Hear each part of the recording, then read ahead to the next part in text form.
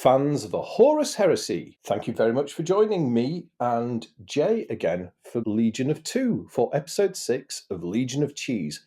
How are you doing, Jay? I'm doing quite well. It's near the festive time. What about yourself?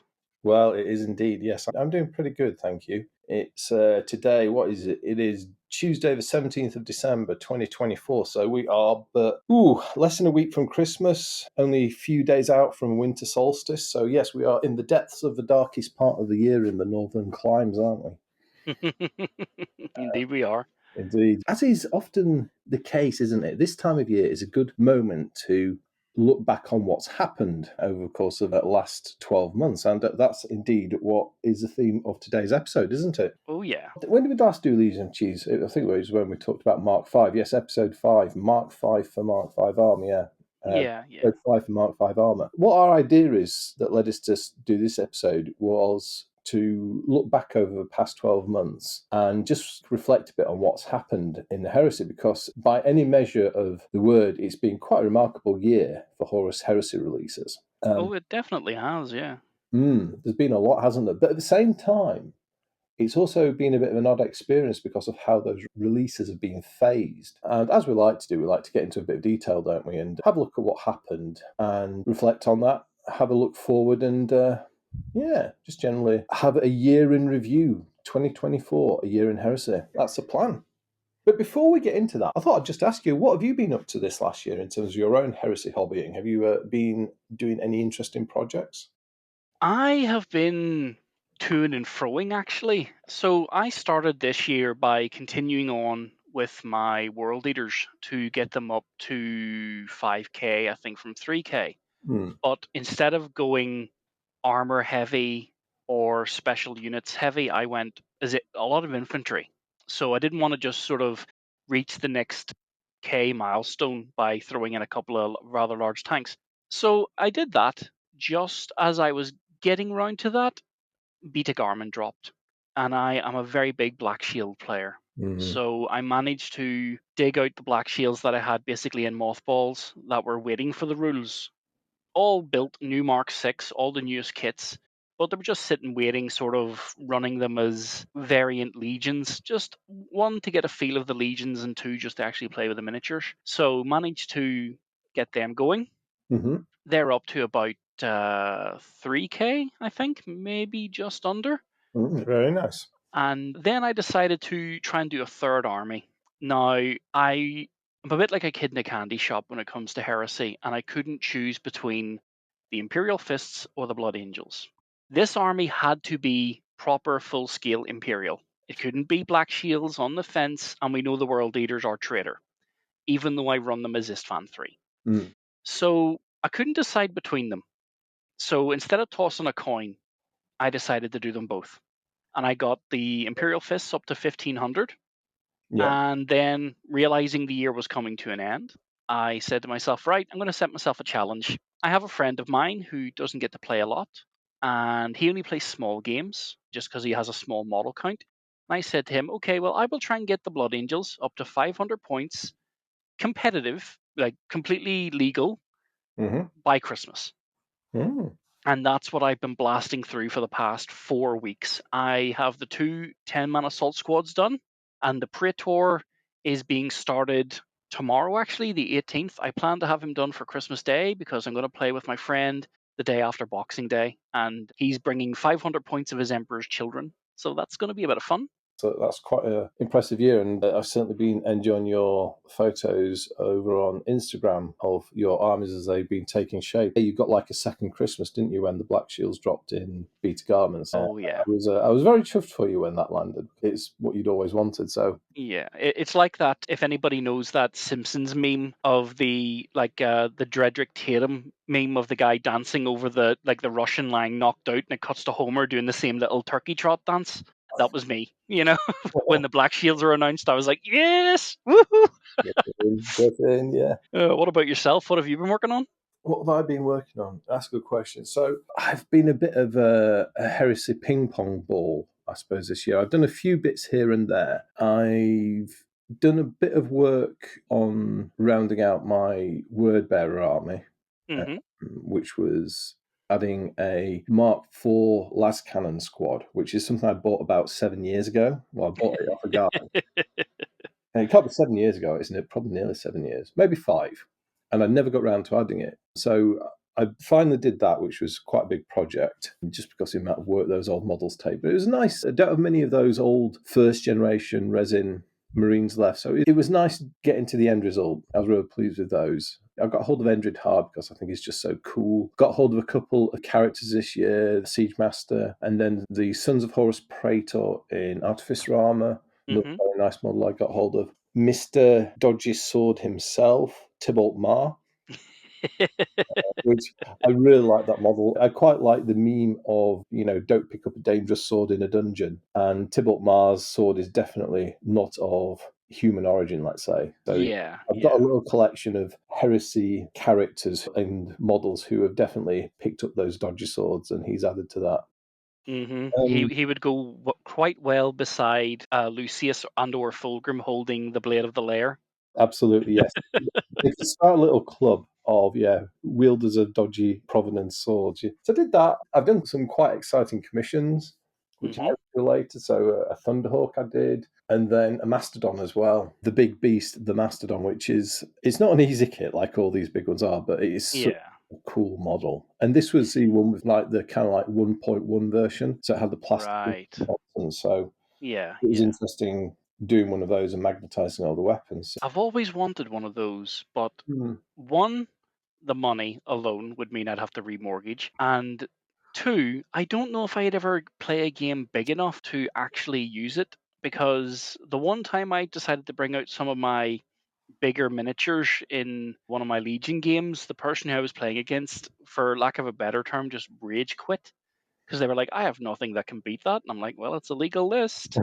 It's only a fell blade, you know." But they sort of took the hump. So I wouldn't really want to buy a mastodon after sort of saying, "Oh no, that's okay. I promise I won't take anything nasty." Wallop. Well, there is that. Although a little counterpoint to that is a lot of people are of the opinion that mastodons aren't hugely effective in game. So if there was any one of the super heavy tanks to buy and give your own opponent less of a hard time, the mastodon is it. Yeah, yeah. Thematic wise, it would also be quite well. In the Black Shield story, False War, if I remember correctly, Hmm. it's Endrid has a couple of those that he stole from the Sons of Horus when he took the Cicatrice Tyrannus. So that would suit, I think, the black. Now, you see, now you're tempting me, and we're getting close to Christmas. No, no, I'm not going to give in to temptation. Bad influence. Right. So let's park that before I lead you astray further. Yes, I think we've both had quite a lot going on in our heresy hobby this year, and that mirrors what was going on in terms of heresy releases, certainly for part of the year. So yeah, let's get into the main theme of today's episode, which is a retrospective look at 2024. So what we've had a bit of a chat beforehand, as we do, and we've kind of like sketched out a history of what got released, and we're going to go through this in like segments, and then I think once we get to the end we'll reflect back on that a bit and also look forward into next year. Hmm. Hmm. So in terms of what's announced but not landed, and also a bit of speculation as well. Although we shouldn't do too much speculation because we should save that for a new year episode, shouldn't we? Oh, definitely. If we're lucky and we get the same reveals we got last year, which is some of those nice silhouetted miniatures in the week between Christmas and New Year's, which hopefully they'll do for every game system, then it might be best, yeah, to save a lot of the speculations for after that happens, and then we can, look and go, ooh, what have we got to look forward to when it comes to 2025? Good. Right. Okay. So let's rewind back to January, February of this year. So the year started in the heresy world in terms of the tail end of 2023, wasn't it? Yeah, Heresy Thursdays was going quite strong, and we were getting a lot of the single unit console type characters for the legions at that point in time. Yeah. There was a Thousand Suns librarian, Hmm. which a lot of people, it caught their attention because they were wearing Mark IV armor. And it's like, oh, is this like the little teaser of what Mark IV might look like now, thinking about a plastic tactical squad kit. And then we had the Alpha Legion Saboteur, didn't we, as well? Yeah, in his hybridized Mark V, and Mm, that was the first time we've seen a newer variant of Mark V as well. it was, yeah. And that's a very nice model. And then we also had the even more Mark V, the Apothecarian detachment, that was released as well earlier this year. Fantastic set of miniatures. One of my highlights, I think, personally, if I had to put it in like a, say, like top 5 or top 3 Heresy minis that came out this year, Hmm. beautiful set. Yeah, it is. It's really good. And there we got a very unambiguous view of a Mark V model. So yeah, that was really cool. And yeah, I'm with you there. I think that's one of my favourites as well. Or it is one of my favourites as well. There was the Dark Emissary as well, which was a Sons of Horus Legion specific consul, which is another character for 16th Legion, which they've got a lot. Yeah, some people would say the Sons of Horus and the Imperial Fist get too much focus, and there is some truth in that, but they're also very cool, things like the Dark Emissary, and I hope they do the Overseer as well. Is it? Yes, he would be a nice miniature to see a consular variant of eventually. If I remember correctly, is he's the guy who can have Solar Ox as an ally, and he's meant to like have a whip and stuff, isn't he? Yeah, Solar Yeah, Auxilia or Militia, and yeah. buying him gives you access to a certain number of units of Imperial Army, in effect, Hmm. or Imperialis Militia. I think the official title is in the Allies Matrix. It's very fluffy, and it also recycles one of the game ideas from the old Badab Wars as well. I think. Where Yes, it does. And the Astral Claws Overseers. exactly, yeah. Yes, yep. So it's nice that they've kept those ideas alive in the Heresy from the Baba War. So yeah, another nice model. I hope we get one of those. And then we had a couple of Legion-specific upgrade sets, didn't we, for one of your favourite Legions? Oh yes, the Blood Angels were the second Legion to get their armory of insert Legion here, Mm, but they also got a little bit extra. So unlike the Sons of Horus, which just got the fancy axes and the Bane Strike bolt guns, the Blood Angels also got some vehicle attachments. I think they got the Baal Predator that's right. sponson. Yeah, yeah, the Battle Predator turret set, yeah, Yeah. which were very cool. No doubt allows all those Legio 9 players to indulge their assault cannon fetish. Not that I'm passing judgment, but I am just saying that you guys have got a lot of assault cannons. Yeah, yeah. Well, sure. Even in the armory set, they did release the. Is it Iliastus? Or is that the Imperial Fist only variant? The Iliastus assault cannon I can't is, remember if that's the one that's for those two, or is that just the Imperial Fist and the Blood Angels have an Iliastus variant esque? You know. I believe the Iliastus is now the general infantry carried assault cannon. I think, yeah. Oh, okay. Well, Although great kit, maybe, regardless. maybe, maybe I'll have to do a post-production leaky cheese moment where I check the rules and find out what exactly that was. But yeah, All people will see right now is a pop up of words and says, "Yes, it was."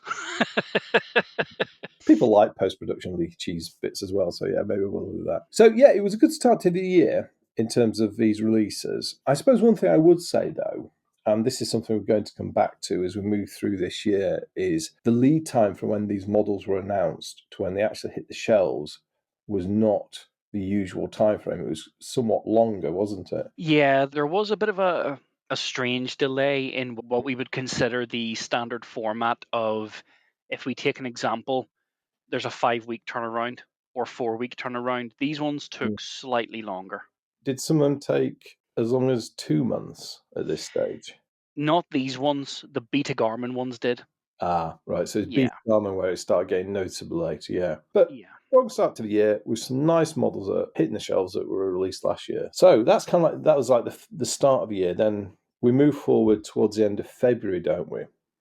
Hmm. And then there is one of the major, big, exciting releases of this year for Heresy, which was the Mystery Plastic Army.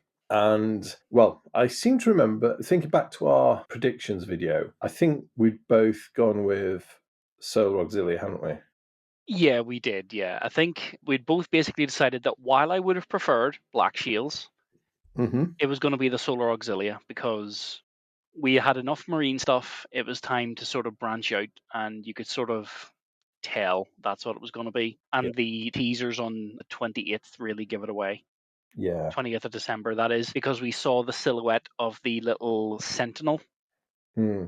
I can't remember which Hermes. one it was, the heavy or the light variant, but we definitely saw one of them. It was a light one. It was a Hermes Sentinel. Ah, right. The standard Auxilia ones, there's a heavier version that the Velataris use. Yeah. Hmm. But yeah, so this was big, and this was announced at the end of February, if I remember. And as they've been doing for a number of releases now, this seems to be the general approach. They went with a battle group, which contains a fair old chunk of models. And then those models also got done separately, and then there were more as well. And yeah, there was quite a lot more as well. Because in the battle group, we've got a las rifle section, the backbone of the Solar Auxilia infantry arm, a tactical command section, which is kind of like a toned down version of the old tactical command section, which was a very fancy resin kit, which is more like a collector's series miniature. The Dracosan armor transport, and then a Lehman Russ. So Hmm. that was a pretty impressive battle group. And then there was a whole bunch of stuff they added on top of that. So the Lehman Russ got its assault tank variant, so armed with, say, demolisher cannons and other close range hard hitting guns. As you said, we've got the Sentinels. Yeah, yeah. And there were, as well as a Hermes Light Sentinel, there was is it Atheon. Atheon Heavy Yeah.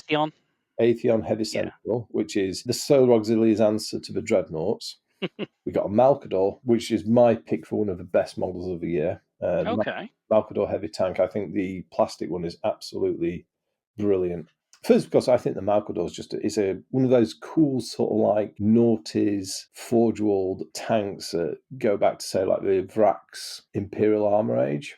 Yeah, yeah. And it's great to see that transition into a long-term future in the range as a plastic kit. And Mhm. plus, the resin one was an absolute pitter to put together.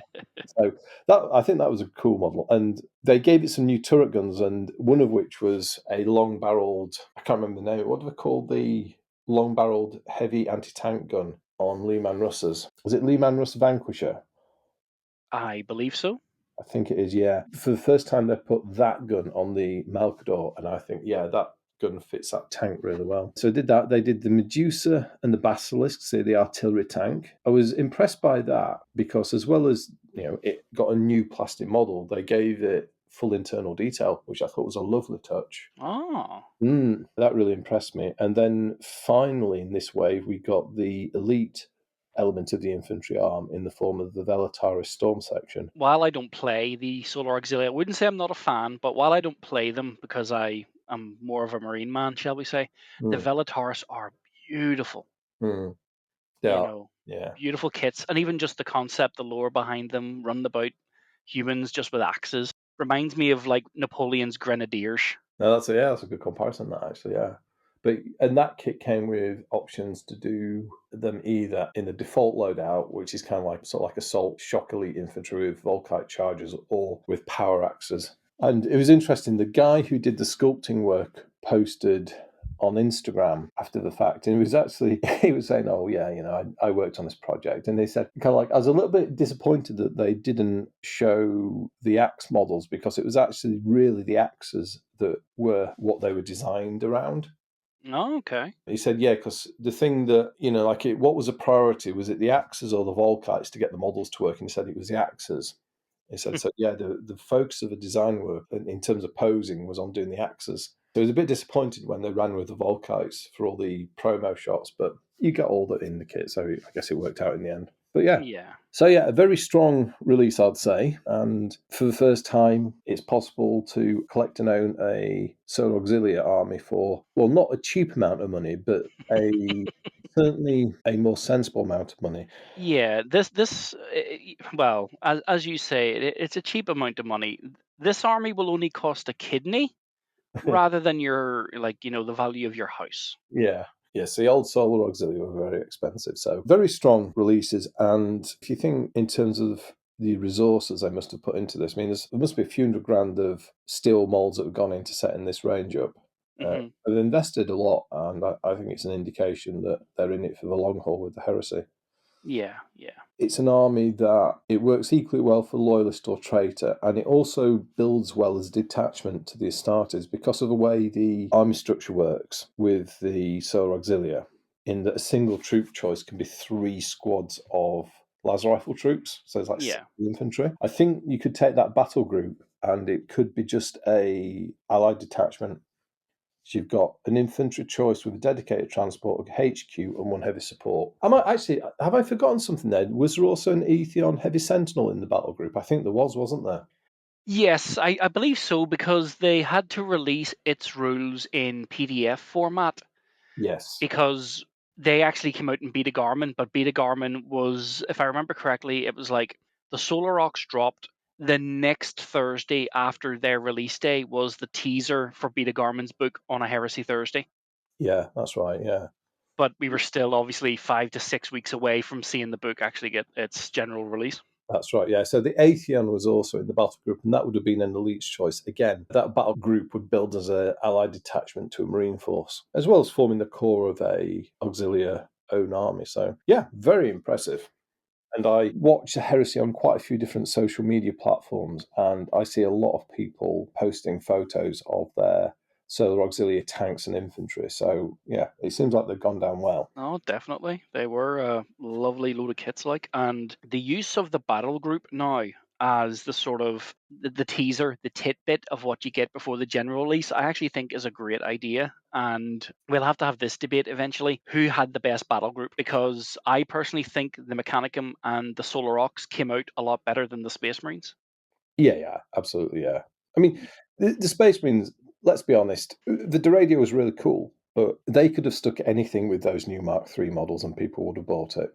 Oh yeah, yeah. But I think that's the thing. They could have stuck anything with it because the Mark III was such a big, like, great big deal, you know. Mm, Whereas obviously the Solar Aux and the Mechanicum were just all new. They didn't have to worry about, oh, we just need to put something in. yeah. Those battle groups had to stand on their own 2 feet more strongly than the Marine one does. Yeah, yeah. Yeah, absolutely. As you say, I think they very much did that. And to get like a tank, a walker, and a load of infantry, sorry, two tanks, a walker, and a load of infantry is a really good set of models. Interestingly, just on that, availability was, I think, better on those because I've seen them on sale into the late part of this year, late the latter end of this year. There are still some for sale if you look around. Oh. So they've obviously seen how well previous battle groups and maybe even how the core 2.0 box set came and they've made a bigger allocation. Yeah, it's hard to know. Yeah, did they build more generously, or has the demand not been as great? I'm not sure, but it's good to see that the availability was there. Maybe they did do a bigger allocation in a way because they looked at it maybe a bit longer term as being they wanted to have a longer introductory offer, if you will, on these two armies Yeah, because it's yeah. base green, so you need to pull people in more. Good for a Oh, sorry, general release, wouldn't it?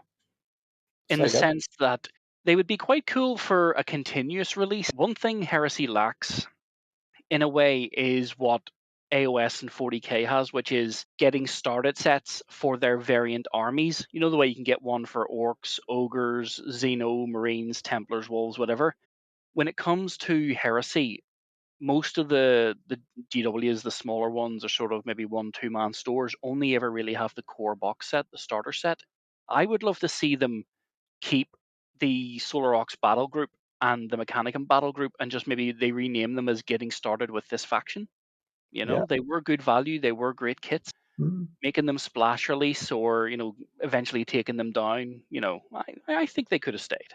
Yeah, yeah, it could have. A bit like with, say, Adeptus Titanicus, where when they released it, they did the Grandmaster edition, but they've since followed it up with like a starter set, which it's not quite as good a deal as Grandmaster edition was, but Yeah. it's a decent discount on buying separates.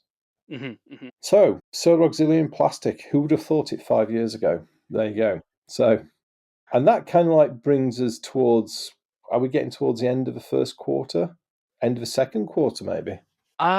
First quarter, I think. I think Beta Garmin was April, May. It was, yes. Yeah. Garmin, so well. What did you think when you heard this announced? When I heard the Beta Garmin book was getting released, I was ecstatic because I had seen in the article that Black Shields were getting their own rules. Now, I knew the book was coming because in the Legacies PDF, it did say the Knight Errant and the Black Shields will get their own publication, hence why they didn't get a PDF. I Yeah, actually thought that meant Black Book, like the Mechanicum Solar Aux and all that kind of stuff. But this was still great, and it included new lore because The Black Shields in 1.0, there wasn't a lot of mention about them at Beta-Garmon, so all of this No. was going to be new and exciting. Yes, it was a very pleasant surprise when they announced Beta-Garmon and all the contents. It felt it's going to be a very rich book with a lot to it. Oh, definitely. And yeah, they've come at the Black Shields from a very different way to Book 6 Retribution from the first Heresy edition. Hereby, yeah, it was very much framed around the Beta-Garmon battle and then also the character of Endred Har, which I'm sure you'll talk about. I think they did a very wise thing in exploring his character more, because he's one of the best Heresy characters, I think. I would completely agree.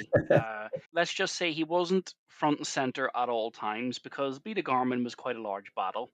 Hmm. But for him to have I'll put it politely, have a conversation with the Khan Hmm. was great to see. The book also expanded on his organization because in the audio dramas done by Josh Reynolds, Hmm. it's implied that at most Endred has about 150 guys Yeah. through mutiny, disenfranchisement, him executing people for minor infractions because they're not paying attention and stuff. So he could never maintain enough men to effectively do anything of note. This book basically says that once he captures that place on, I think it was Theta Garmin, or is it Zeta Garmin? One of the outlying regions anyway, Hmm. he didn't need to worry about troopers anymore. Yeah, he kind of like got his act together from a command perspective and, yeah, started to put together something resembling a formidable force. Yeah, and it Uh, was also the first time we saw his logo. yeah, Originally, well, in 1.0, we knew he had a warband called the Fangs of the Emperor, yeah, but we didn't know what it looked like. And then to see the stylized teeth mixed with the M, mixed with Malkador's sigil, mm, all rolled into one. And from the audio drama point of view, as you know, he had a few conversations with Malkador, really does tie into that as well. And I thought that was really nice to see. yeah, definitely. That, I think, is like the cherry on top for Beta Garmin. Doing Endrid Har, he got a fantastic model. Again, another look at what Mark V is going to be like. A very interesting model. And also doing a whole group of other characters around that. So we had, for the traitors, we had Tybalt Mar. What was his nickname? The Either. The Either, that's it, yeah. Tybalt Mar goes all the way back to the original Horus Rising, I think. Yeah, yeah, him and Verlamoy, the Yeah.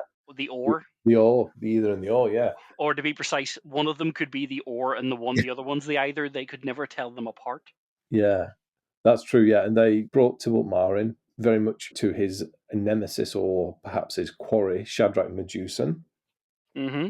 one of the great characters of the Shattered Legion. So not only did we get the Black Shields here, we got the Shattered Legion characters. Shadrach Medusan, I think a very well liked character in the Heresy as one of the secondary characters. Nice for the Iron Hands to get some love as well. So it's Oh, great to see definitely. him included. Then, talking of Shattered Legions, there was also Hibu Khan as well of the White Scars, who got an exceptionally cool model wearing Mark II armor. Very nice. He was a surprise for me. Mm, Beautiful miniature, but an unbelievable surprise given the lore regarding Hibu and his Sagyamazan. yeah. To have him appear was, I just think, a great way to include him in, considering how they have to stay away from the White Scars mostly at all times. So they had to think about how they're going to weave him into the narrative without the Khan asking for their heads. Yeah. He nicely fits with the sort of rogues and renegades theme of Beta-Garmon, doesn't he? Yeah, yeah. Beta Garmin did have a sort of we're not playing with the main characters, we're playing with the side characters here, but they're the main characters of their own narrative. Yeah. Fantastic to get those models. And of course, the last one, there was one final character, which was Oh yeah, Horus Aximand. Little Horus. Little Horus. Yeah. I think for me that was unexpected. I wasn't expecting Horus Aximand to appear. I mean, I suppose, yeah, it makes sense given that I suppose they've gradually done models representing members of the original Mournival over the years, to the point now there's only one who hasn't got a model, which of course is Tarek Torgadon. As to whether or not he will ever get one, well, that's anyone's guess. But yeah, little Horus Aximand gets a model as well. Another very nice model. Yeah.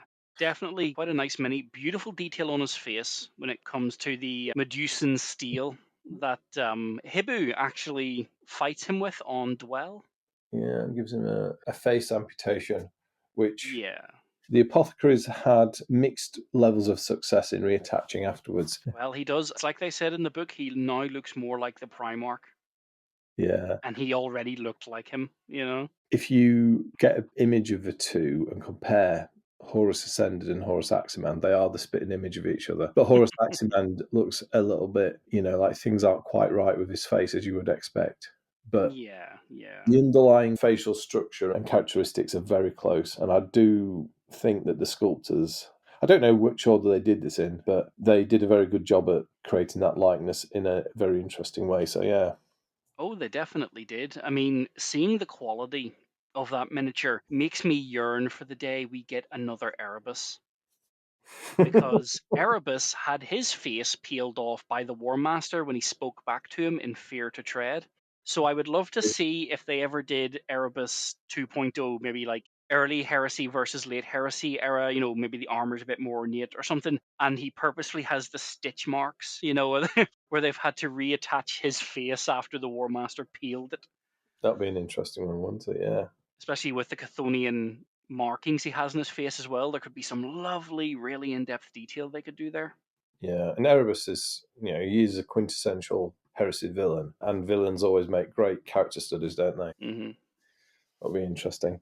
And then I think we also had around this time, there was one of the console models landed, which was a Siegebreaker console. Yes, he was shown off in some of their production art for Beta-Garmon, so his Heresy Thursday came, I believe, after all the, shall we say, the main cast of players got their place in the sun.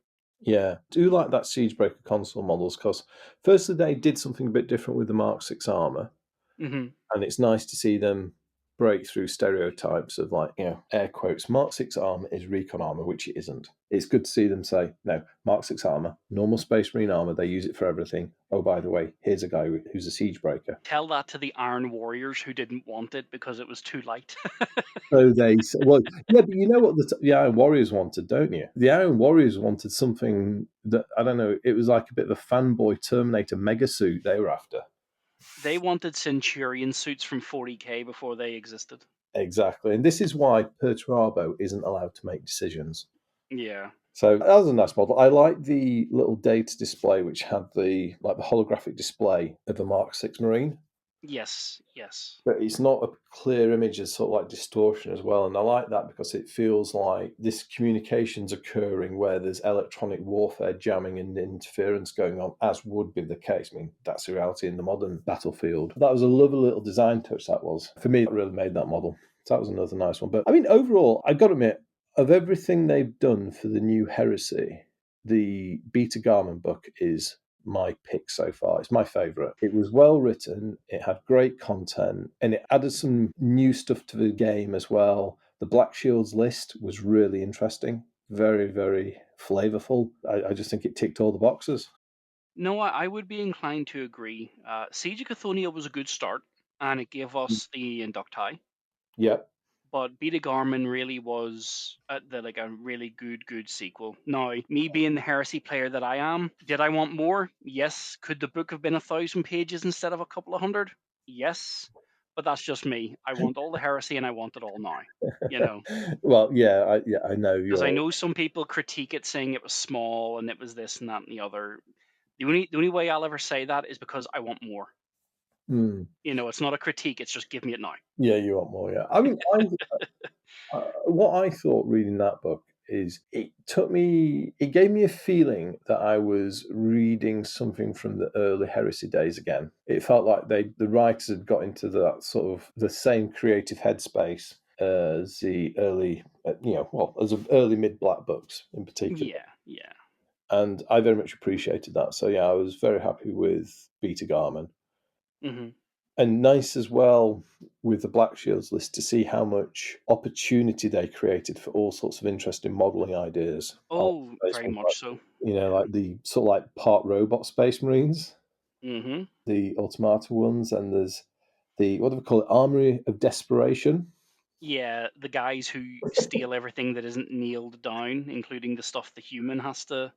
It's like Yeah, we've run out of ammo for bolters and bolt pistols, so yeah, let's grab the stubbers. They had actually thought about it and said, right, this is what a normal human assault rifle is like for a Space Marine, and it's like it's a pair of yeah. tools for them, and I love that. You know what it reminds me of? What's that?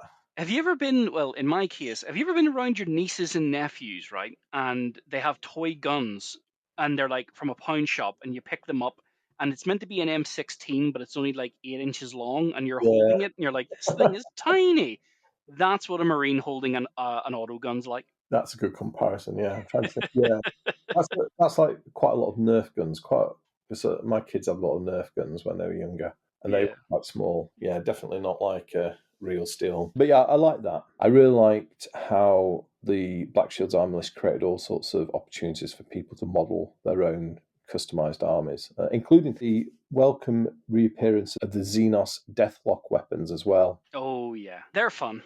Yeah, They were absolutely. fun in 1.0. They're still fun now.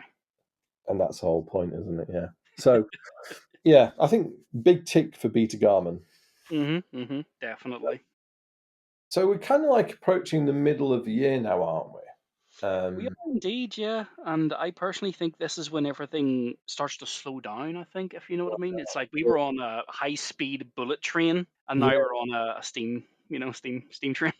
maybe they had to stop at a station and the train broke down. I think there was one last thing that came out not long after Beta-Garmon, and that was a command squad, if I remember rightly. No, I think in the sense of the release schedule, it was close enough to be the Garmin compared to what came after, but I think there was honestly at least a 6 week gap, maybe more, after the general release of the characters because Beta Garmin book released on the same day as Endred. Great day Yeah. for me, bad day for my wallet. And we had that. Now, everybody assumed that the next Heresy, that preview they do on Sundays, right? Yeah. Everybody assumed that we would see Tybalt, Hibu, Shadrach, and Little Horus on that one, Hmm. so that they'd have the characters out really quickly to have people go with the book. But there was like a 4 to 5 week drought, and they actually waited till the next month, mid to late the next month, to actually put those guys up for general release. Yeah. Then after that, there was another 5 to 6 weeks. Then we got the command squad. That's it. I Okay. think the command squad was June, Okay, maybe yeah, so late it wasn't June. that long, Yeah. yeah. So, but there had been a lot of stuff, and then yeah, the command squad. That was one of the last things that was on the 23-24 roadmap from Warhammer Fest 2023, hmm and that was on time. The command squad landed, and then we were all thinking melee weapons, melee weapons, melee weapons, weren't we? Oh, some of us were counting down the days. I personally had guys waiting for the melee weapons, because I thought to myself, I don't. While I could kit bash them, I'd love to see what the new things look like. So I'll hold fire on finishing this guy's despoiler, this assault squad's guy, this, and that, and the other. And it ended up just going and going and going. The days became weeks, and the weeks became months. Yeah. Yeah, shall we talk about the melee weapons set now out of order? I think we should because we've got into that. So for 23-24, we got the Heresy Roadmap, which was really good. So it kind of like gave us an idea of what was coming. You know, they were kind of like being a bit coy on certain things like the Mystery Plastic Army, but they kind of like gave us an idea in terms of annual quarters as to what would land when, which I thought was really good. Oh yeah, And no, it was it, definitely a great roadmap. yeah, it was. And everything was delivered apart from the melee weapon set, which was perhaps one of the most wanted, along with the Assault Squad, which landed at the back end of 2023, didn't it? Yeah, It was, everybody was waiting on it. It yeah. was it was very baffling as to one why it took so long to release, even with the roadmap. Mm, Because you would think that when they went for general release, when they did the 2022 CG trailer and we had that preview and they showed off the special weapon kit, all the heavy weapon kits. We had the Mark 6, we had the Spartan, the Praetors, everything. yeah, You would think that that should have been there I agree. because Yeah. it's the basic of the basic weapons: bolt pistols, chain blades, couple of Volkite, and then you got your power weapons and stuff. But Mm. that is, It, that's it rudimentary. Yeah, it had the weapons that allow you to make in plastic despoiler squads, which I think it's something that they should have released in June 2022.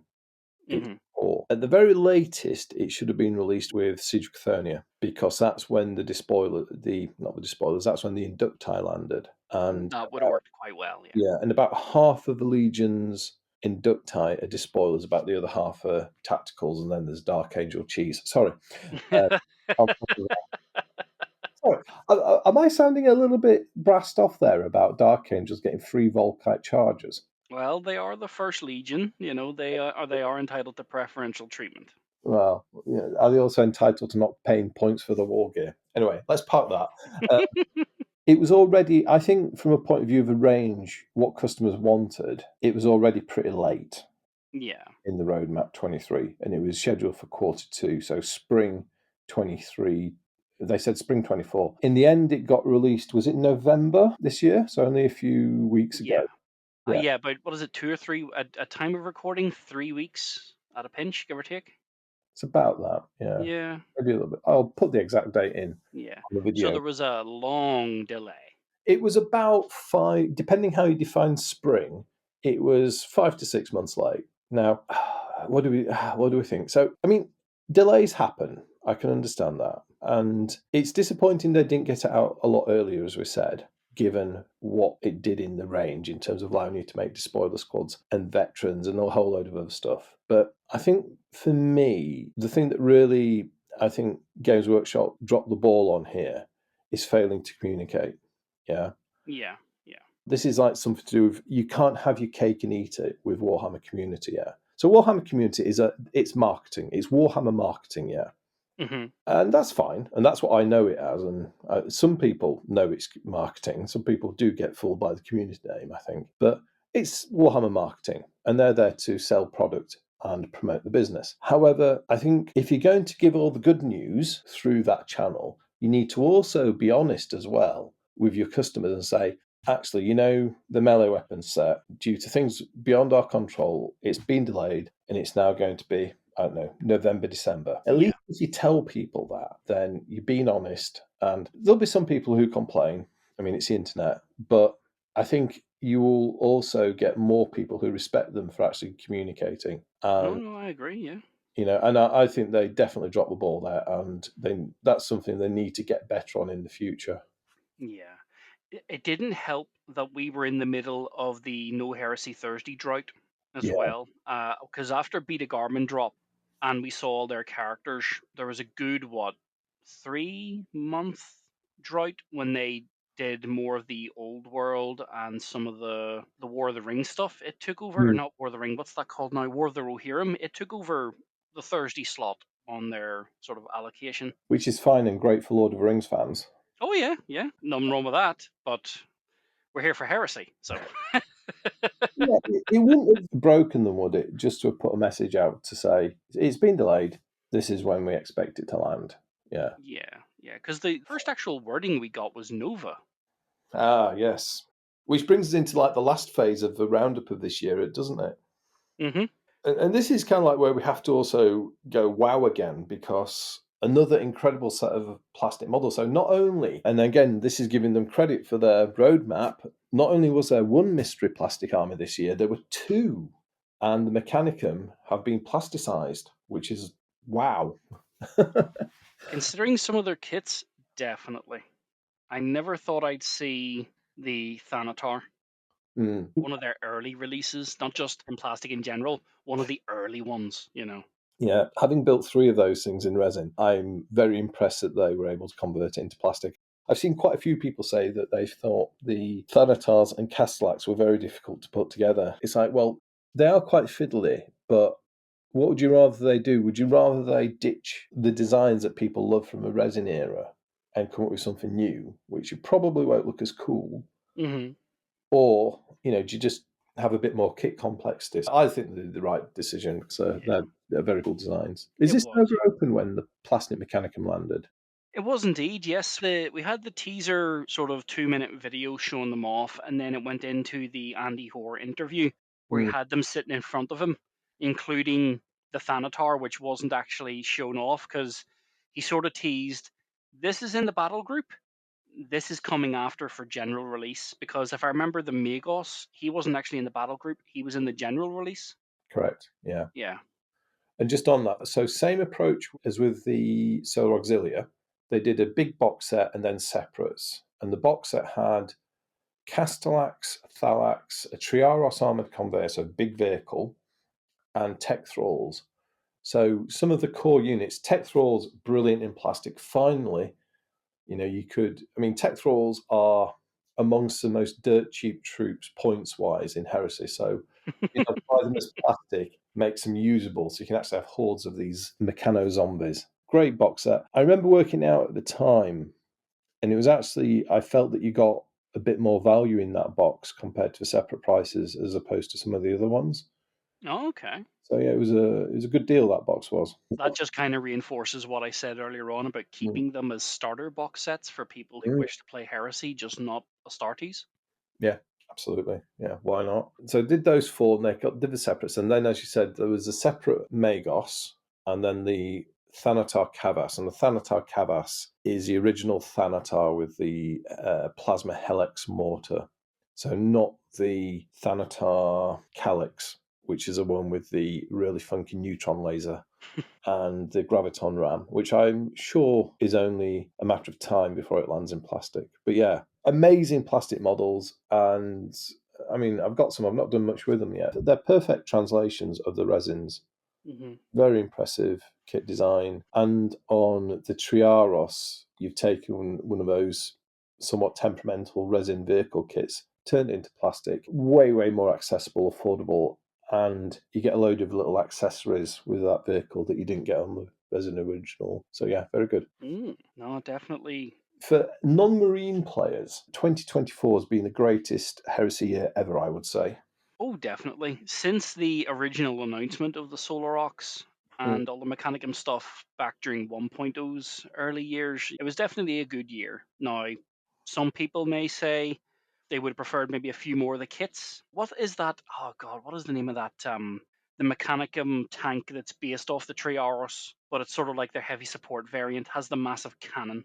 Oh yes, the Arachnos? Karachnos assault Yeah. tank. Yes, it's named after Karachnos. It's Greek, isn't it? It's like, is it Greek for crab or something? I'm sure some people are Oh, itching to have that. yeah, Karachnos. It's like a Greek Leviathan mythical crab creature, if I remember rightly.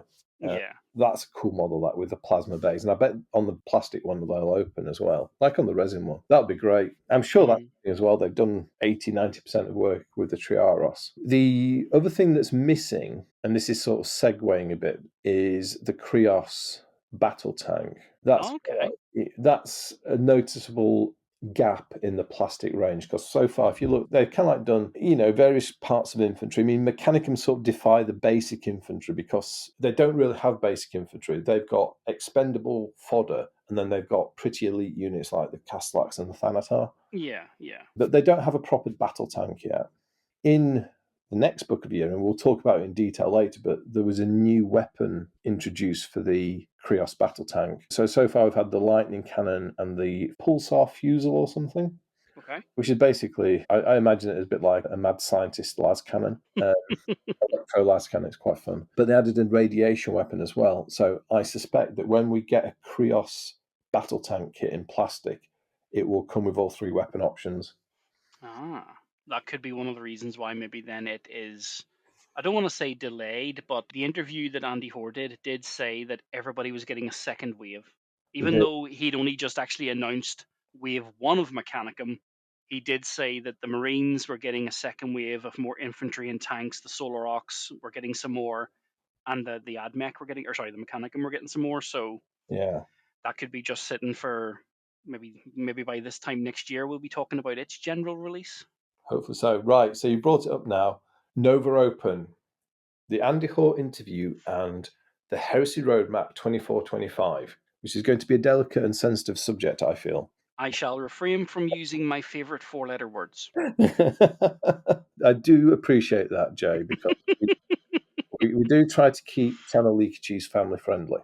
Yeah, yeah. Yeah, so I don't know. This felt like, I don't know, it felt very vague and hand wavy, the Heresy 24-25 roadmap. What they actually put in print it's almost vague to the point of meaninglessness. Hmm. And the fact that half of the visual area was used up by saying what they've done. Yeah, we appreciated that. But it's one thing having a couple of guys like us or other fans reflect, say, oh, isn't it great what they brought out this year? Yeah. A bit blowing your own trumpet for Games Workshop to say, oh, look what we've brought out this year. For me, that didn't land right. No, it failed, I think, in what it is meant to be. It's a roadmap. You know, seeing the stuff that we've previously seen on the roadmap doesn't work, especially when they hit the ball. I won't say they hit it out of the park, but they hit a cracker with the 23-24 one, which was per quarter, jobs a good one, gave us something to look forward to. Hmm. This one was half, as you say, stuff we already knew existed, and then the word tanks and more to come. Now, look, I know people make jokes in the Heresy about where we're swimming in armor. That's fair enough. I don't mind tanks. They're going to throw out a couple more. We're missing a load of them, Sakaran variants and things like that. So, That's great. But, it just. I'll use an example. We spoke about this a few days ago. hmm. When they did the Old World roadmap, it told people what was coming. And it was as simple as that. Now, it was as vague as this, but it told people the Empire was coming, Hmm. then it was the High Elves, and Hmm. then it was somebody else. I can't remember who. I think it was maybe the Beastmen. But the point is, people knew from that roadmap you were getting the Empire, which are now currently getting their Monday previews. I think Nice. as Yeah. of time of recording, the Lord Marshal of the Knights Panther has just been shown off. Yeah. So everybody knew they were coming. Great. For those High Elf fans, they're probably chomping at the bit, waiting after the Sons of Sigmar, bang. That gave more information than what we got. And it was quite vague. You know what I mean? That's what I'm saying. It's crazy that they were both very vague, and yet one still told people what to look forward to. Mm. Our one just said tanks. Yeah, it kind of feels like the wrong message to send as well at the moment because the tanks are great, and I know why they introduced the tanks so early on. But I also feel that we are 2.5 years into Heresy 2.0 now, and we don't yet have a kit for making Seekers, for making Hmm. recon Marines, for making Destroyers, for making Breachers. Yeah, yeah. They don't even need real kits. Now, this would Yeah, almost is tantamount to heresy. yeah, Upgrade sprues. yeah, We have pre-existing men, and if they do it generically, like they did with the melee weapons, and in a few years' time, you and I will be sitting with Mark 2, 3, 4, 5, 6, maybe even 7, because they teased it in the Martian book. Cool. mm. You But know, yeah, get it out. I know, and then there's the speeders as well, aren't there? So the in the Yes, Proteus, yes. they Which are currently sold out. I believe all but one is actually currently sold out on the web store. And usually when they say sold out, it's gone. yeah. Like So not getting reboxed, gone. and the rapiers. Yes, and the Tarantula Sentry turrets as well. Yeah, all these things aren't tanks, but are nice parts of the Legion list. That it's not just that they haven't had a model this edition. Some of them have never had models. No. And we know they exist in a Mark, I don't like to use the term Mark 6 variant, but Yeah, in Legions Imperialis, we did see the sort of updated, flashy Mark 6 rapier, and we saw a more streamlined, smooth tarantula. yeah, we did. Yeah, yeah. So, So, just like we saw with the Asherax, I think they're called, and the Ursarax for the Mechanicum. yep. So, they obviously are going to get a big model eventually. Oh, the Arlatax, yes. Yes, sorry, yeah, I Yeah, mispronounced I that. know Yeah, the one you mean now. Yes, the jump jet robot. Yeah. yeah, yeah. Uh, So, obviously, if it's in small form, we would hope it's going to be in big form soon, you yeah. know. Yeah, at some point, absolutely. The odd thing, though, about the way they did the announcements around Nova is the roadmap visual was, like we say, it's nothing burger. But they also did this interview with Andy Hoare, didn't they? They did, yeah. And this was considerably more insightful. And as to why they couldn't have meshed what he said in the interview with what was on the roadmap, I don't quite know. But at least when Andy Hall was talking, he did give us some details. And go on, you fire these off because I think you recall them better than I do. Yeah, what he basically said, from what I can remember off the top of my head, he said that everybody was very happy with Heresy. Everybody was getting a second run. In other words, what we've just had for Marines that whole year was actually just their first bash at it. Mm. So he mentioned there would be new infantry. Everybody was getting a second run, and then he also spoke vaguely about the idea that eventually, all permitting, they would start thinking about the elite units for the legions in Yeah. plastic. He also prefaced it with it's a long-term project, and that sort of fed into the roadmap of, well, are you teasing us for what we could see in 25, or are you teasing us for the next 5 years? 5 years wouldn't surprise me. Yeah, When Heresy 2.0 came out, I imagined it as being a 3 to 5 year project for them. I Uh, would say 5 would have worked quite well. yeah. 3, I think, is a bit too quick. 3 works for AOS and 40k, where, Well, 3 was kind of like my low expectation level. Yeah. yeah, yeah, So that's kind of like if they took a low risk for them, they could have done the marine stuff, which they knew would be successful, but they're clearly going in bigger and much more commitment than I expected them to, and certainly as quickly as this in certain areas. Andy Hall basically said, yeah, there's like a lot. He said there's some vehicles that aren't done yet, and he also hmm said that there's some standard troop options that aren't done yet. yeah, So that gives me some hope that over the next 12 months or so, less than 12 months now, we're going to get some more weapon upgrades through. It's a bit like the melee weapons, but yeah. perhaps to do destroyers, seekers, recon marines, and breachers. And I think, yeah, the Imperial Fist players are dying for breachers. Oh yeah, definitely. Yeah, he gave quite a bit away in the sense that, he was obviously trying to, as you say, it's Warhammer marketing. So he was obviously trying to fire people up, Hmm. but he was vague enough that he got away with it, but he wasn't precise enough that I think maybe people were satisfied. It was enough for them to go, "Oh wow."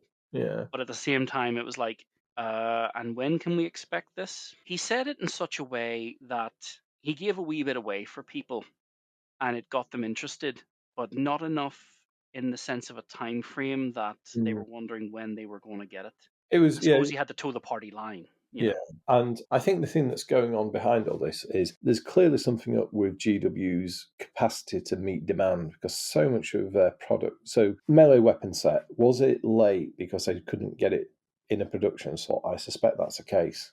And there's so much stuff that's out of stock at the moment on the website. Which is crazy at Yeah, Christmas time. it is. I mean, I think they'll probably have another great year because they're just on such an upward trajectory at the moment. But I also feel that there's an opportunity cost of what they're not selling.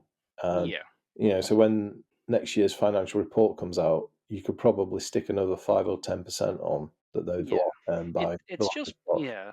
It is crazy personally, having worked in Games Workshop, Hmm. knowing that they position 2 points of the year to be their biggest sellers. Now, they do well through the year, but these are the bits when they try to push the envelope, and that's England, UK, mainland summertime. Because in Northern Ireland we have a different sort of summertime. We start a couple of weeks earlier, so they always base it around July time Hmm. for the mainland, and Christmas. Yeah. They're the two that they really try to crush. And to have Forge World, well, doesn't exist anymore, but the Warhammer shop be missing a lot of the things that you can really tell people would want for Christmas. And maybe a kid, maybe, well, okay, we'll say teenager or kid, bugging the life out of their parents Yeah. for that, I don't know, Captain Typhon Yeah. This is, or Mortarian, yeah. or you know what I mean, especially Primarchs. You'd think they might sacrifice. I hate to say it, but they might look at it and go, they might say to themselves, "We'll forsake production of dreadnought torsos to make the Primarchs Mm, for Christmas." but no, it's a bit, yeah. Even there, they're lacking. I wonder if that is, I don't know, maybe we're joining dots that don't exist, but perhaps the vagueness of this year's roadmap reflects nervousness within the business about being able to have such a well defined release schedule as they propose for 23, 24. They did promise one thing though. In the roadmap, they did say there would be a new release each month. Now, you could take that as in to say one new model will drop, whether it be a Praetor once a month or they're going to drop a couple of miniatures. Yeah. I don't know, but they definitely said one thing each month, but they And should have prefaced that by saying we yeah, don't include December in that true. because they never do. That would be quite nice, actually. I don't think they need. One of the things I will say about this year, looking back on it, Yeah. Felt that, I don't know, they could have staggered things more, to keep you engaged with what's new and exciting. Do you know what I mean? Yeah. Yeah. It came in great big lumps. It's like trying to race a diesel around a track. All the power comes in a big lump. You don't get the best performance that way. Yeah, Um, yeah. Not to use a sort of a bad analogy, but if you treat it like, no way people call it hobby crack.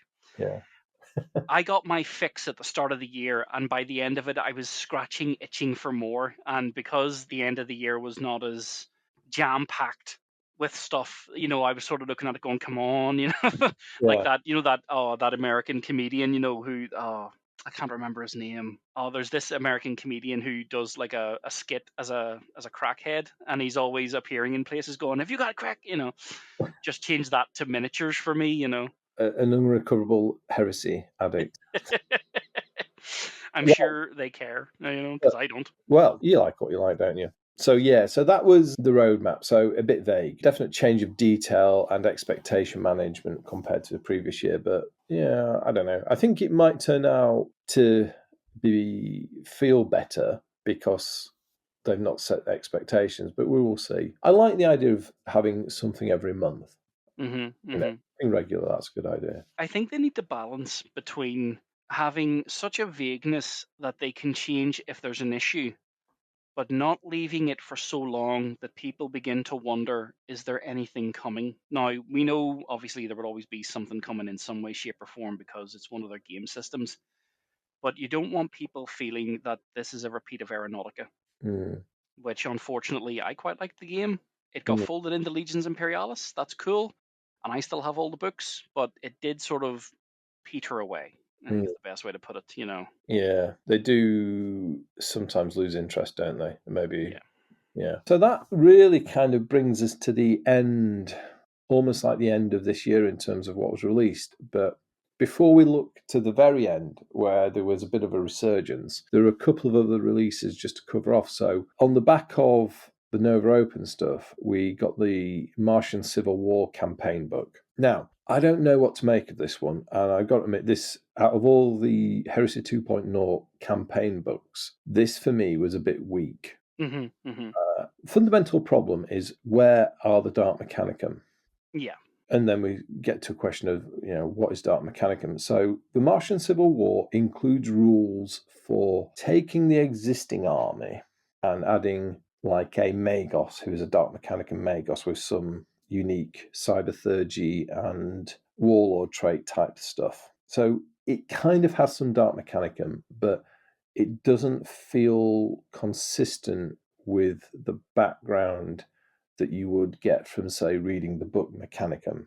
Yeah. Yeah. There's a definite disconnect there. And yeah, I was kind of like quite disappointed in the Martian Civil War campaign book. I think It it was could have had one thing that really, it was lacking. It didn't have any Dark Mechanicum units. Now, yeah, oddly, roll on a few months, and then we start getting all these weird and wonderful constructs for the Legions Imperialis, which is exactly what everyone was hoping for. yeah, So Martian Civil War for me is quite a miss. And after waiting for the Dark Mechanicum for the best part of 10 years, well, hmm probably 8 years, 7 or 8 years, it's never appeared. yeah. And I think they still need to do it justice in Age of Darkness. One thing to start. Here's how I think they could have made it a wee bit better. Mm, It's not great, but here's an example. You know the way the book is called The Martian Civil War? mm. I would have called it The Martian Raid. Yeah, If you style the book on what it is about, which is the raid, then people will not get the assumption and thus then be disappointed.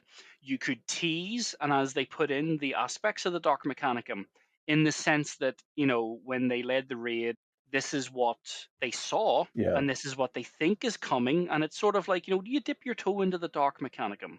But the book is about the raid, and that's it. Eventually, we'd get a proper, good, big Martian civil war, or the rise of the Dark Mechanicum, something that that's you get your teeth into that, rather than just what we got. And yeah. I think that would have smoothed a bit of ruffled feathers. Yeah, that's a really good way of looking at it. Yeah, the book wasn't really about the Martian Civil War in the way that Mechanicum fans imagine. It was a Astartes centric view of the Civil War from a point of view, yes, the raids from Terra to salvage some technology, some equipment, and the loyal Forge Lord who became the... He became the new Fabricator General. That was it, yeah. He was like It's Kane, wasn't it? Thuzela Kane? I think so, yeah. I Yeah. can't remember his name now. Of course, you can remember the traitor, the one, Kelmore Hal. Villains always stick. Yeah, so he became like the Fabricator General in exile almost. No, that's a good way of looking at it. But yeah, so that was mishandled for me. So, Yeah. yeah, a bit disappointing that. And then moving on from that, we got the melee weapon upgrade set. Finally, so it landed. Great. I really like it. There's nothing really much I can say about it. Fantastic kit. Took a bit of time. Would I say it was well worth the wait? Not. I'm not too sure, but I still bought 4 of them.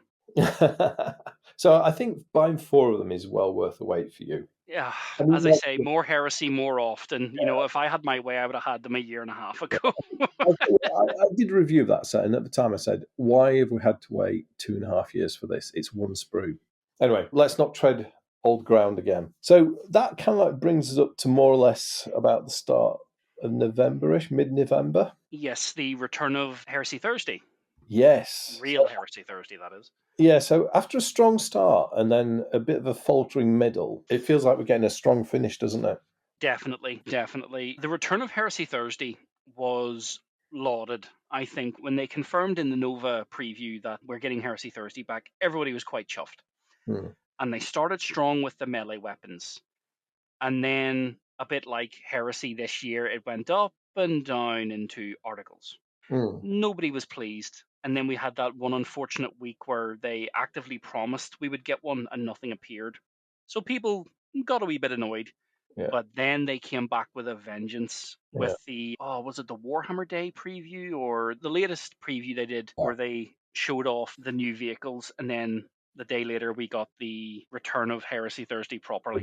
So, yeah, and on the new vehicles, so this would seem to be wave 2 of the Solar Auxilia. So we had a preview of the special weapon Malcador variant. So that's a Valdor Tank Hunter. So this is one with a neutron laser. And then the Malcador Infernus with the enormous flamethrower. So 2 very cool heavy additions to the Solar Auxilia range there. Everyone's favourite little flyer that could, the Arvus Lighter, is getting a plastic tip, which is super cool. I don't even play the Solar Aux, and I'm still going to buy 2 of them. It's Terrain pieces, you know, they're going to be on the board, or they're going to be objectives like get this. I still have the old, if you remember him, he was called Lieutenant Varus from the Battle of Macragge Warhammer set, you know, the dude carrying the gene seed. Oh, yeah. I still have a couple of them. I'm going to obviously paint them up. I'm going to use them in objective-based games. Just get whatever 2 armies that are kicking lumps out of each other. One of you has to secure them, get them to the flyer, you know. I Yeah, suppose it's any excuse. I do love that little. it is. I It's love that great. little It's flyer. such a cool design. It's a nice little compact thing as well. So, yeah, that's so cool to see that in plastic. Yeah, what's not to like there? And it does add something to the Solar Auxiliary army as well, because it gives them a sort of mobile edge. So let's be honest, they're the first heresy army to get a flyer in plastic. The Marines don't even have one yet. Oh, gosh, you can hear the kind of like shuffling of feet of all the people who want a Storm Eagle, don't you? Yes, and Without... I'm one of them. Storm Eagle, Fire Raptor, Interceptor, just give us something. So, yes, those are cool. Rounding out a very lovely year for the Solar Auxiliary with those. We also got the remaining weapon options for the Duradio Fire Support Dreadnought. So Yes, we did, yeah. there was 2 arm weapon sets: Volkite Falconet, Arachnus Blade. Is it Arachnus Blade? No, I can't remember. Arachnus Las Cannon, and then the Boreas missile battery, which is like the SAM weapon for the torso mount. So that's really cool. They're going to release that as a separate kit. Yes, just like they did with the Leviathan. Yeah. Yeah, the combat variant. We'll be able to buy 2 full kits. And they've also said they're going to make individual weapon sprues available, which I think is fantastic as well. So, yeah, a little bit of Dreadnought love at the end of the year. So that's cool. Mm-hmm. What else have we had then? Then I think we're getting into... We're getting into the previous 3 weeks of the return of Heresy Thursday. the much loved Heresy Thursday. We do love Heresy Thursday, don't we? Oh, very much so. When it's a long week and you're in work, sometimes it's something to look forward to. Yes. And considering some of the memes we've seen of people on other podcasts and things like Heresy R and stuff who every week I would see him on Twitter asking for Mark Twos every Yeah. Heresy Thursday. So Oh, yes, that's the Horus podcast, isn't it? Yeah. yes, yes. Bless him. One But day. we One day. started off with the Caster of the Runes, one Mm. of the Centurion variants. Yes, for the Space Wolves. Yeah, which was quite cool to see. Instead of them releasing a Praetor, they decided to go for one of the Centurion variants, like the Speaker of the Dead, the Caster, Yeah. or the Pacthian. Yeah. Was that one of the ones that we speculated on? It In was actually, yeah. When we did one of our what we think we would see, we did mention that some of the Centurion variants for Legion specific guys would get a run eventually. Yeah. So we got one there, didn't we? And we got the Siegebreaker early in the year as well. So a couple of those have come to pass. But yeah, a really nice model. And I've seen a lot of people say complimentary things about the face on the Castor of Runes, and I agree. It's a very nicely sculpted face. Oh yes, the are you talking about as in the armored face or the armorless face? Because the Mark V variant, it does look very snarly. They The didn't need to go just a wolf head. Yeah, the Mark V helmet looks great. Yeah, that looks great. But the unhelmeted head, Oh yes, yeah, very nicely done. So beautiful detail. cool model, great pose. Yeah, great love for the Sixth Legion. Then the week after that, the world's grumpiest Legion finally got a model. Yes, and it's only taken how many years? This is the reason. Why do you think they have a chip on their shoulder? Well, yeah, as I said to a big fan of the Iron Warriors, I said, "Well, what are you going to complain about now?" And he replied back and he said, "Oh, I'll find something." Yes, the Iron Warriors got two, not one, but two poses of a Cataphractii Warsmith. So, yeah, this is absolutely brutal looking model, isn't it? Oh, personally, it is the epitome of an armed warrior. The Mm. armor alone is amazing. I find it surprising, but still great that they chose this miniature to be the Warhammer World exclusive variant. Yeah, the one that's walking with the hammer. See, the other Yeah, one stood in if his they did that for half a dozen of the legions, I'd be chuffed. well, You the know, core models, because wasn't it? they usually have what, two or three at Warhammer World. There's normally, at the moment, what have they got? They've got two, I think, which is the Cataphractii Praetor with Thunderhammer and Combi Volkite. Yeah. And then there's the Traitor Librarian. Is there not also that custodian guy, the guy who's sitting, Thean, Ixian something or other? Ian Hale, yes, Yes. the high-ranking custodian tribune, yeah, Yeah. there's him as well. So there's, yeah, I think people are a bit split on having one of them as an exclusive, but it's a great model, I think. Oh yeah. Both of them, they look the part, it feels, and I can see that the retail available version, which is holding the Graviton pistol, is a very nice miniature in its own right, and perhaps the one that is a more versatile model for converting than the Warhammer World exclusive one. Yeah. Yeah. Yeah, another very cool model. And then this last week that's just gone, so what we on? We're on the 17th today, I said, didn't I? Mm-hmm. It was the 12th. We had an Iron Hands Praetor in Artificer armor, which I really like. I think it's one of those models that captures just how kind of metallic and, well, it's metallic the word, but how cyborg the Iron Hands are and how kind of like inhuman they look. Yeah. That's a great model. That very versatile, I think, in terms of like the design of it, and I can already tell you're going to get a lot of those used for conversions. Oh, I've already got half a dozen ideas. That's yeah. All joking aside, while I'm not doing the Iron Hands personally, the rather lovely Artifice Mark III hybrid that he has Mm. already, that bionic leg, I'm going to have on several of my guys. You know, Black Shields, World Eaters. Just it's one thing Heresy has lacked quite a bit. Now, this would be me asking for the perfect thing, but one of these days I would love to see a bionic upgrade sprue Oh yeah, that'd for be nice. Yeah, for every mark of armor and left and right hands. That's it. You know, just or sorry, left and right arms, because all Marine legions suffer casualties. All yeah, of them have bionics. they do. So what's wrong with just a wee upgrade sprue for those who want it? You know, chuck in a wee bionic here, there, and everywhere. That would be an interesting addition to the range. Yeah, I like the sound of that. Beautiful mini, definitely. Definitely. So yeah, I think we're finishing the year quite strongly, a bit like last year, with a string of announcement of, well, not just character models this time, but some new vehicles as well in the Dreadnought. So yeah, some really good stuff to look forward to in the new year there. Mm-hmm. Definitely. So it's been quite a year, hasn't it, for the Horus Heresy when you look back on it? There's been highs, there's been lows, there's been periods of intense activity, periods of waiting around, nothing happening, anticipation building. And I think that's what kills it. I Mm. think if we could have 2025 be consistent, So that you one know, every month. yeah, I suppose we'll see. Time will tell that, you know, I'll give an example. The Dreadnought, the two Solar Aux tanks, they're, say, and the Arvis, they're January's release Yeah. because they came out before the Praetors we've seen. February's release could be the three Praetors or two of the three Praetors. March could be what we could see Heresy Thursday this week and the one after Christmas, Yeah. which then bides them time, as you say, because there could be an issue with how they're releasing things and they're worried about cementing things down. That gives them a couple of months to then see something we haven't seen. They could, as I've said at the start of our chat, I'm hoping we're going to see those silhouetted teasers. I mean, think about it. The silhouetted teaser for 2024 was the Command Squad. We Mm. didn't get that till halfway through the year. No, we didn't know. So, but that's not a bad thing. But the point is, they don't, just because they tease it doesn't mean it's the next thing that's released. We know what's coming next. Correct, yeah. So they could show off some cool stuff. We could get it in July, summertime, just like I said, one of their big hits. They want that summer hit. Indeed. It's going to be interesting to see what happens next year because this year they've, rather than gone in effect finishing the Legion range, they've put some big resources into the Solar Auxilia and the Mechanicum, which I think is, from the point of view of the overall game, that's a very healthy thing. Oh, definitely. You don't want the Marines to just be finished, done and dusted, and then the rest to come out.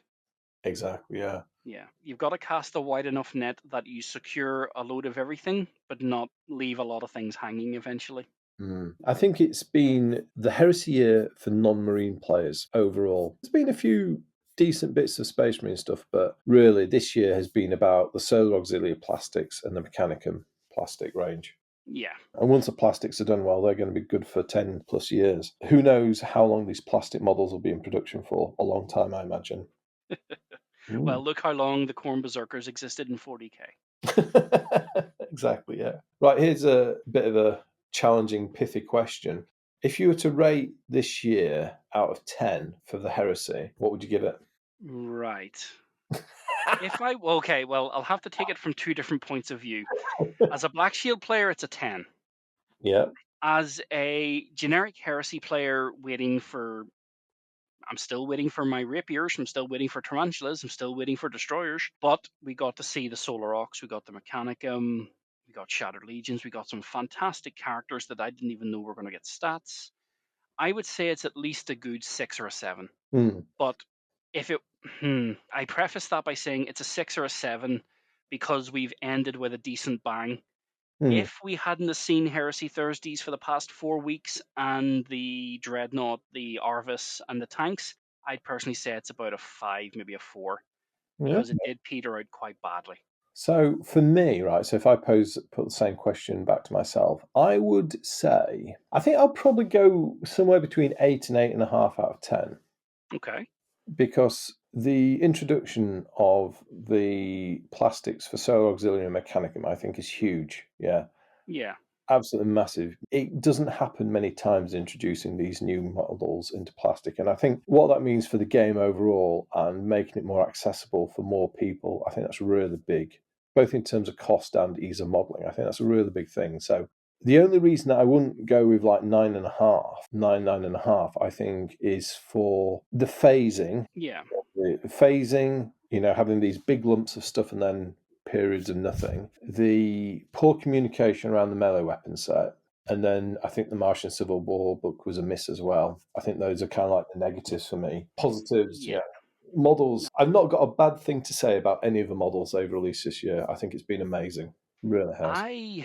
One last thing I'll say on Mars before we sort of put that to bed. I'm genuinely baffled by the characters.